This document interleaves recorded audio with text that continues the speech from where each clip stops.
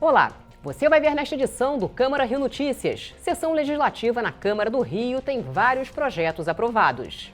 Prefeito do Rio e governador em exercício discutem retorno de medidas restritivas devido ao avanço dos casos de Covid.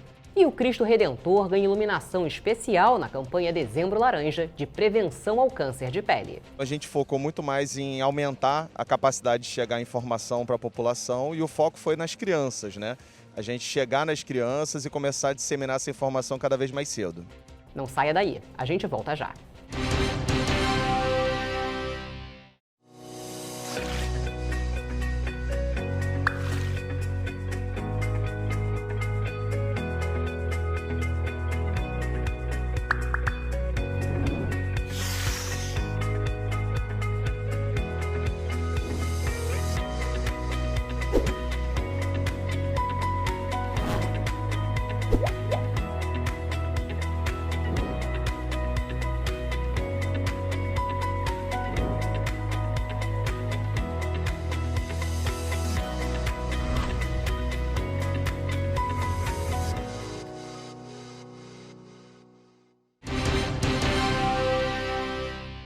A gente começa esta edição do Câmara Rio Notícias com informações de mais uma sessão legislativa com a votação de vários projetos. A repórter Simone Braga tem os detalhes. Na sessão extraordinária desta quinta-feira, os parlamentares discutiram vários assuntos importantes de interesse da população carioca. Durante a sessão foi aprovado o projeto de lei de autoria do vereador Carlos Caiado, em conjunto com mais 10 vereadores, que dispõe sobre a obrigatoriedade do processo de coleta seletiva de lixo nos geradores de lixo extraordinário na cidade do Rio. Também foi aprovado em segunda discussão o projeto de lei de autoria da vereadora Rosa Fernandes, em conjunto com mais 16 parlamentares, que autoriza a filmagem, a gravação e a transmissão ao vivo das sessões públicas realizadas no âmbito dos procedimentos licitatórios, nas modalidades concorrência, tomada de preços, entre outros. Aprovado também o projeto de lei de autoria do vereador Marcelo Siciliano, que estende a remissão de créditos tributários constituídos até 2019, referentes ao lançamento de valores apurados com base em informações decorrentes do Atualiza Rio. O projeto retornará em segunda discussão. Aprovado também em primeira discussão o projeto de autoria do vereador Tiago Carribeiro, que prevê a criação de centros de apoio para a reciclagem. E o aumento de casos de internações de pacientes com Covid na cidade provocou uma reunião do prefeito Marcelo Crivella com o governador em exercício Cláudio Castro. Eles discutiram o retorno das medidas de isolamento social defendidas pelo Comitê Científico da Prefeitura do Rio. A reunião foi realizada a portas fechadas. Criado para analisar a situação da pandemia da Covid-19 na cidade, o Comitê Científico da Prefeitura fez uma série de medidas restritivas. São elas: horário de funcionamento de bares e restaurantes até às 10 horas da noite, vedada a pista de dança, lojas de comércio de rua e de shopping, incluindo galerias e centros comerciais com horário de abertura às 11 horas da manhã e horário de fechamento livre, escolas e creches municipais e as creches conveniadas fechadas, eventos em geral vedados, feiras de negócios e exposições vedados, vedada a permanência na praia, na areia e o banho de mar, vedada a prática de atividades esportivas individuais e coletivas. Adoção de medidas de fiscalização e diminuição da lotação de ônibus, BRT e VLT para até 50% da capacidade, mantendo em uso toda a frota de ônibus com o objetivo de reduzir a quantidade de passageiros, bem como vedar o transporte de passageiros em pé. Restrição do uso de áreas comuns de condomínios destinadas a festividades e reuniões, bem como piscinas e saunas, mantendo o funcionamento das academias.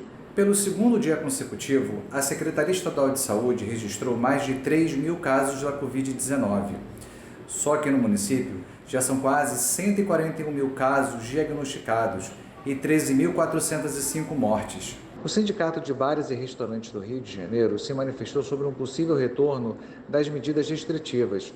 O documento diz que a decisão a favor de voltar a uma fase mais rígida de isolamento, justo nesse momento crucial de luta pela recuperação do setor e pagamento de 13º, poderia trazer consequências irremediáveis para muitas empresas da categoria sabidamente mais afetada pela pandemia do coronavírus. Mais 6 nomes foram confirmados na equipe de gestão do prefeito eleito Eduardo Paes. O prefeito do Rio, Eduardo Paes, apresentou nesta quinta-feira, no gabinete de transição na Firjan, no centro, a futura subprefeita de Jacarepaguá e 5 secretários que farão parte da gestão dele a partir de 2021. Dos 6 integrantes, o prefeito eleito incluiu 4 mulheres e 3 conhecidos da sua administração anterior. Maína Celidônio será secretária de Transportes, pasta que Paes afirma ser o maior desafio na futura gestão, uma vez que a saúde já está sendo encaminhada. O BRT vem um processo de degradação nos últimos anos muito grande, uma degradação que atrapalha principalmente a qualidade da mobilidade da população e também uma questão com problemas de segurança nas estações. Então, acho que é importante a gente ter uma ação transversal, uma guarda municipal, para também prover segurança para os próprios funcionários e melhores condições de operação para as empresas, né? Então, eu acho que não é um problema só de transporte, é um problema transversal da prefeitura, tem a ver com planejamento urbano, tem a ver com a questão de segurança, a própria operação, a organização do sistema de transporte e também uma coisa que eu falei que eu acho muito importante, a própria questão das mulheres dentro do transporte público, é uma coisa que a gente tem que dar segurança também para o usuário. Então, eu acho que a gente tem muitas coisas aí para pensar, mas eu acho que tem muita coisa para ser feita, a gente pode avançar muito nesse sentido, dando mais qualidade para o cidadão, mais segurança, tá? E tanto para todos os entes envolvidos, tanto para os operadores de operarem com mais segurança, quanto para os funcionários e também para os trabalhadores, ainda mais no momento de pandemia. Eu entendo que aqui está o maior desafio da prefeitura, enfim, sobre todos os aspectos, porque o desafio da Maína não é um desafio só de, olha, tem recursos, está resolvido. Por exemplo, a gente sabe que o desafio da saúde é monstruoso, mas nós temos um super secretário competente, botou recursos para a saúde, de certa maneira os caminhos estão dados. A gente tem no caso dos transportes, a gente tem uma série de crises instaladas, institucionais, problemas por vários dos setores, então eu tenho muita convicção, a Maína entra, assim como todos os secretários, com toda a liberdade de ação, com todo o respaldo, para essa difícil tarefa que ela tem diante dela. A ex-deputada Laura Carneiro, agora eleita vereadora, assumirá a pasta de assistência social. Não só a Secretaria de Assistência, mas todas as secretarias terão que estar unidas em janeiro no plano de interação na questão do Covid.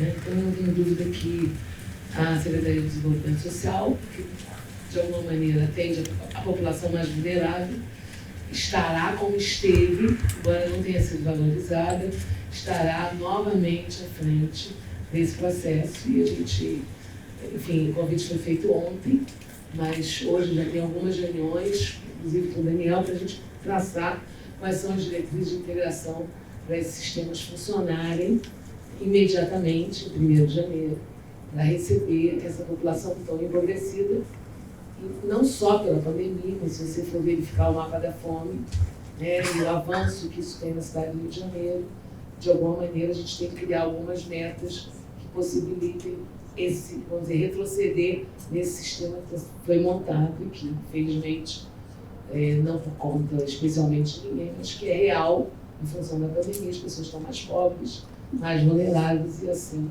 a assistência vai ter que trabalhar ainda mais.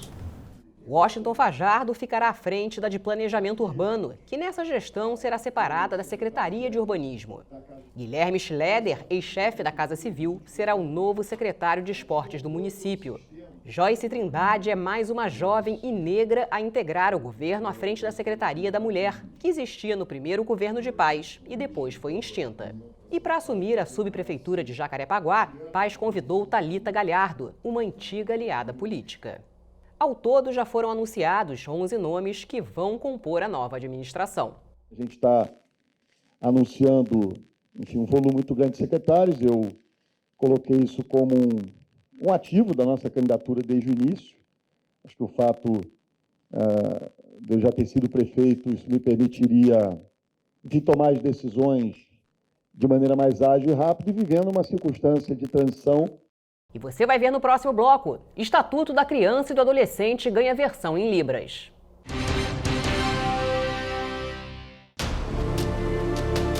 Dentre tantos questionamentos que a realidade nos impõe hoje, Terá a Covid-19 alterado nossas vidas de forma permanente? Que cenários prováveis já começam a se desenhar pós-pandemia? Que mudanças são essas? Como elas nos afetam e afetarão ainda?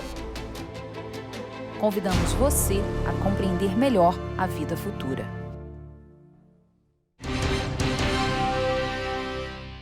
E o Estatuto da Criança e do Adolescente vai ganhar uma versão em Libras. O material será voltado para pessoas surdas ou com deficiência auditiva. Pessoas surdas e com deficiência auditiva vão poder conhecer os direitos de crianças e adolescentes por meio da língua brasileira de sinais, Libras, uma parceria entre o Ministério da Mulher, da Família e dos Direitos Humanos e a Organização dos Estados Ibero-Americanos para a Educação, a Ciência e a Cultura, vai produzir um material informativo adaptado sobre o tema. Eu converso com o Maurício Cunha, ele é secretário nacional dos Direitos da Criança e do Adolescente. Secretário, muito obrigado pela sua presença. É muito importante a gente falar num tema que provoca a inclusão, né? Então, esse material informativo, eu gostaria que o senhor explicasse para a gente como que ele foi produzido, né? E de que forma ele vai levar a informação dos direitos das crianças e adolescentes surdas e com deficiência auditiva. Olá, Sérgio, é um prazer falar contigo. Essa iniciativa da Secretaria Nacional dos Direitos da Criança e do Adolescente, ela vem justamente para tornar o Estatuto da Criança e do Adolescente mais conhecido na sociedade brasileira. Você sabe que agora, que o ano de 2020 marcou os 30 anos do Estatuto da Criança e do Adolescente. A gente teve vários avanços na promoção, na defesa, na proteção dos direitos das nossas crianças, mas ainda tem muita gente que não conhece e temos também muitos desafios na implementação do que o Estatuto reza e a Constituição mesmo do Brasil rezam, né? Então, a gente fez todo um trabalho, está fazendo um trabalho de disseminação do Estatuto, tanto na linguagem em Libras, para pessoas surdas ou com deficiência auditiva, na linguagem indígena, e escolhemos uma etnia indígena para fazer um lançamento, a etnia que tem o maior número de pessoas no Brasil, os Ticuna, e também na própria linguagem infantil, com os gibizinhos do Turma da Mônica, do ECA, o relançamento, né, do ECA na forma de gibis, para o próprio público infantil, infanto-juvenil, acessar. No caso da população com deficiência auditiva e surda, é uma parceria aqui da Secretaria da Criança e do Adolescente com a Secretaria Nacional da Pessoa com Deficiência. São 2 das 8 secretarias do Ministério da Mulher, da Família e dos Direitos Humanos.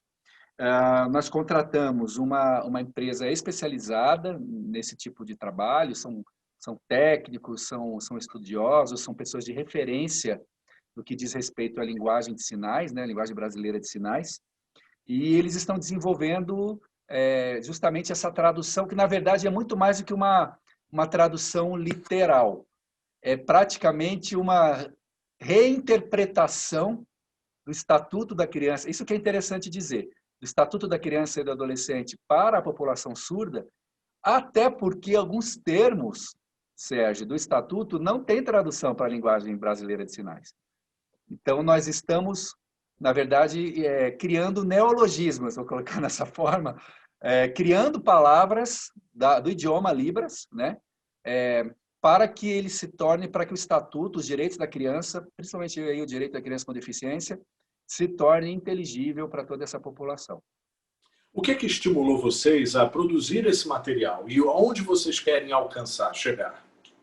A gente quer realmente trazer uma ampla consciência da sociedade para os direitos da criança e do adolescente, tudo aquilo que o ECA faz, o que ele traz, colocando a criança como prioridade absoluta. É isso que diz o artigo 227 da Constituição, é isso que diz o Estatuto da Criança e do Adolescente. A criança, é importante que todos os que nos veem agora saibam disso, é dever da família, é dever da sociedade, da comunidade e do poder público assegurar os direitos da criança e do adolescente como absoluta prioridade. Não bastou a palavra prioridade, teve que dizer absoluta prioridade. E para isso a gente precisa disseminar essa informação para os invisibilizados, para o público muitas vezes negligenciado, que não tem acesso a esse conhecimento. Infelizmente, por exemplo, a criança com deficiência, ela é muitas vezes revitimizada, muitas vezes ela é vítima de diversas formas de violência. Então, o objetivo é justamente no marco dos 30 anos do Estatuto, como eu falei, trouxe muitos avanços, também nos traz muitos desafios daqui para diante, né? Em comemoração aos 30 anos, a gente tornar o ECA acessível para a população surda. Agora, vocês vão distribuir esse material aonde? Qual foi o investimento para essa iniciativa? Como é que vai ser isso na prática?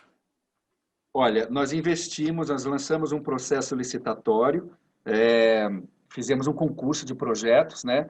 Parceria com a OEI, a Organização dos Estados Ibero-Americanos, o organismo internacional envolvido também. É uma grande realização, foram investidos R$175 mil. Teve uma organização que venceu o concurso, né? Ela vai entregar agora em 3 produtos, um primeiro produto definindo toda uma metodologia, porque não é simples, é algo inovador, toda uma metodologia de tradução, um segundo produto de criação, justamente de tradução, de propostas de tradução das palavras que estão no Estatuto da Criança e do Adolescente para a linguagem brasileira de sinais. Então, tem todo um processo criativo por trás. Como eu falei, não é só sentar e traduzir um texto, né? Como do inglês para o português. E o terceiro produto, que a gente espera que vai ser lá por abril de 2021, vai estar finalizado, seria a entrega do ECA mesmo, em vídeo, em áudio, em legendas, disponível para toda a sociedade. E começou nesta quinta-feira a 28ª edição do projeto Paixão de Ler. Devido à pandemia do novo coronavírus, a campanha de incentivo à leitura ganhou este ano uma versão virtual. O encontro online tem como tema o centenário da escritora Clarice Lispector. Haverá palestras, cursos, oficinas e a participação de grandes nomes do cenário literário nacional e internacional. As atividades vão até domingo. E dezembro é o mês de conscientização sobre o câncer de pele. A Sociedade Brasileira de Dermatologia alerta para a importância das medidas de prevenção começarem ainda na infância. Como parte da campanha Dezembro Laranja, o Cristo Redentor ganhou uma iluminação especial. O câncer de pele responde por 33% de todos os tipos de câncer no Brasil. A cada ano, são 185 mil novos casos. Um dos motivos apontados por especialistas é o clima tropical do país, com dias ensolarados em grande parte do ano. E muitos não se protegem como deveriam. Eu confesso para você que no início eu não fazia nada, com pouca idade, né? Mas agora eu passo protetor solar todo dia no rosto. No corpo eu ando sempre com uma roupa maior. Quando vou para a praia eu uso muito chapéu e óculos escuros, é isso. O câncer de pele está aí, muitos não dão o devido valor, mas quando acontece, bate aquele desespero, começa a correr. E as pessoas no Brasil só aprendem quando acontece. Ainda mais o sol carioca, que é fortíssimo. Então muitos vão à praia sem proteção, sem barraca, e acho que nunca vai acontecer com ele. Sei que realmente os raios, né, o HV, eles estão cada vez mais fortes, né, prejudicando cada vez mais a nossa pele e a saúde. Então eu recomendo, eu acho que não existe um verão sem protetor solar. Muitas pessoas não se ligam nisso. E de repente uma simples pintinha, uma coisa que você tem, ali é o início de um câncer. E a gente tem que estar vendo, tem que estar procurando ir ao médico, retirar, como eu já retirei aqui. E a gente tem que ter os cuidados, porque dali podem desencadear outros cânceres, né, que tem. Para chamar a atenção da população para a importância da prevenção do câncer de pele, a Sociedade Brasileira de Dermatologia está promovendo mais uma edição da campanha Dezembro Laranja. A ação completa 7 anos e dessa vez ganhou um formato exclusivamente digital. Esse ano, por conta da pandemia, né, e não evitar aglomeração, então a gente realmente não pôde mais fazer o dia do atendimento, né, presencial.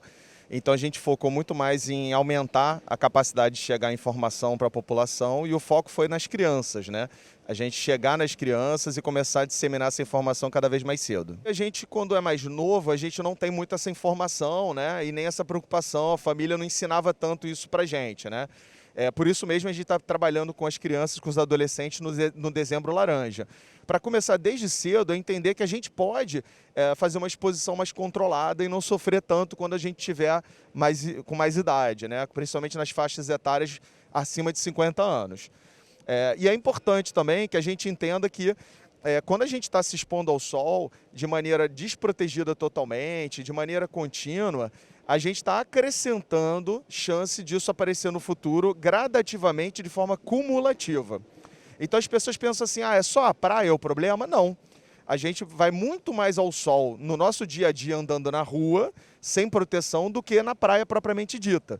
O problema da praia maior é a queimadura, porque a gente sabe que quem se queima mais tem mais câncer de pele. Os números do câncer de pele no país são considerados preocupantes. O câncer de pele mais frequente é o chamado basocelular. O basocelular ele é muito frequente nas áreas expostas ao sol, principalmente face, orelha, mãos, né, pescoço. E ele normalmente é uma lesão que tem a cor da pele levemente avermelhada, sangra muito facilmente. Então esse é o tipo mais frequente que normalmente não mata, é plenamente curável, diagnosticável e operado na maioria das vezes. O espinocelular ele já é um câncer de pele mais agressivo, ele já é capaz de causar metástase e eventualmente até a morte. Ele é mais comum no lábio inferior, que é onde também bate bastante sol, língua, mas pode dar em qualquer área do corpo, inclusive nas áreas expostas como braços e pernas, né? E por último, o menos frequente, porém mais agressivo, é o melanoma, que é aquele que se parece muito com um sinal, com uma pinta, que mudou de cor, que ficou com mais de 2 cores na mesma lesão, que ficou irregular, cresceu mais para um lado do que para o outro.